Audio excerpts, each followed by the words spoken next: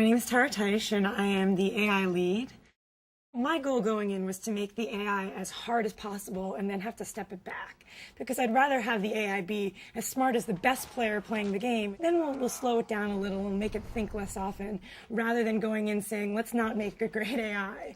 So we're making it as hard as we can, and then we have 5 difficulty levels that you'll be able to choose from. And if you play on the easiest setting, it won't be using all of the most intricate tricks and things that we've thought of. It won't be using all those strategies until you maybe step up the difficulty level a few notches.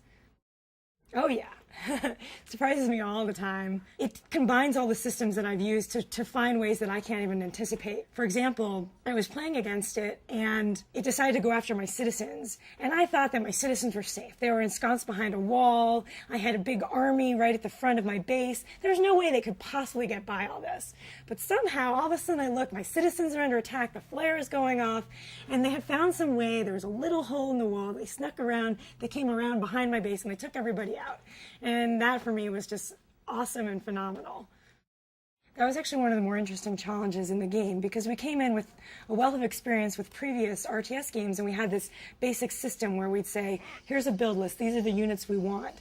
But in this case, there are so many units and the game changes so much over the course of time as new elements are introduced. The gameplay really changes, so having a static list wasn't really sufficient. So we created this dynamic system to change out based on the circumstances and what's going on. So if you start up a game on an islands map in the late epic, that's going to give you a completely different set of things happening than if you start up an early epic plains game. I mean, as a player, when you start the game in epic 1, you don't say, this is what I'm going to do, because you don't necessarily know what's going to happen by the time you reach epic 5.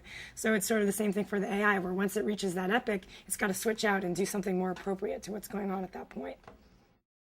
I have a certain basic strategy when I play, and when you come up against me, I make minor tweaks, but I have a certain gameplay style. So that's basically how the AI works. There are several personalities that have different core, how do they behave, but within that, it just has room for flexibility.